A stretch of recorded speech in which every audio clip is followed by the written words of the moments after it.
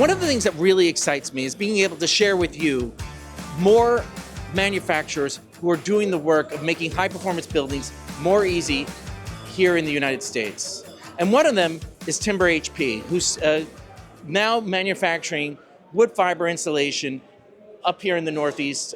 And I'm here with Addy and Scott today. Tell us more about TimberHP and what you guys are doing. We are making wood fiber insulation in Madison, Maine. So we take the wood chips, the residuals from the lumber mills in that area.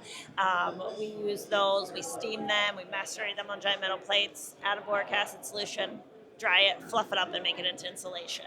So we're making that, we're making a blown-in product that can be for your wall cavities, friction fit, great thermal, great acoustical benefits. You can use some attic walls, interior walls for acoustics. And before you, if I wanted to get wood fiber insulation, I'd have to bring it in from Europe. Yes. And it's a great product, but, it's tough to, get that kind of critical component, load it up in a container, and bring it all the way from Europe. Right. So longer lead times, higher price point. So we're now making this in the U.S. We're using the wood waste in Maine. So it's nice synergy there to be able to deliver healthy, quality products in the U.S. So why would somebody want wood fiber insulation? I mean, I can go to the big box store and buy myself some fiberglass or other types. Nice thing about wood fiber insulation is it's easy to work with, and it doesn't have any itchy, scratchy fibers. So nothing that's going to poke you, stick in your skin. You don't have to take a hot shower afterwards to get it off your skin. It's just wood dust. Brush it off at the end of the day. Wood is naturally carbon storing, so it's, from an environmental side of things, it's carbon storing rather than a higher embodied carbon product to manufacture. And Scott told me earlier that you're going to introduce a dense board. Yeah, that would be for the exterior continuous insulation. We're looking to do that later this year, which is really a nice alternative to what's out there, foam boards and mineral wool and things of that nature. And very familiar for the folks here in the United States. They've been importing it, but the installation is the same as foam board and mineral wool, so pretty easy transition. The other thing, too, to point out, Darren, is the fact that the channel and how you procure this material, we don't want this to be a boutique product anymore.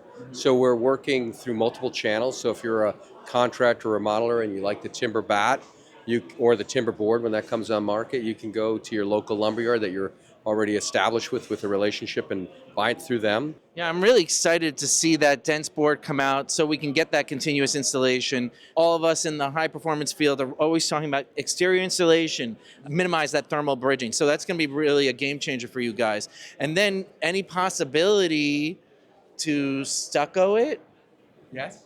You're maybe in your field down there in Jersey, you do a lot with stucco. We see stucco up here with maybe national companies perhaps for their design element. We're not a huge stucco market per se, but that question's come up quite a bit, and we'll have methodologies on that as well too. Yeah. And then, loose fill fiber. Okay, so people are probably saying, wood catches on fire, so why am I going to put that in my wall? So the wall cavity insulations, the fill and the bat are both treated with the boric acid solution. So that boric acid is what's going to suppress any fire. It'll catch, but as soon as you pull the flame away, it self-suppresses. So the same thing like with cellulose, which they treat with boric acid, and also makes it insect resistant. Correct. Yep, it's a natural mildicide and it's an insecticide.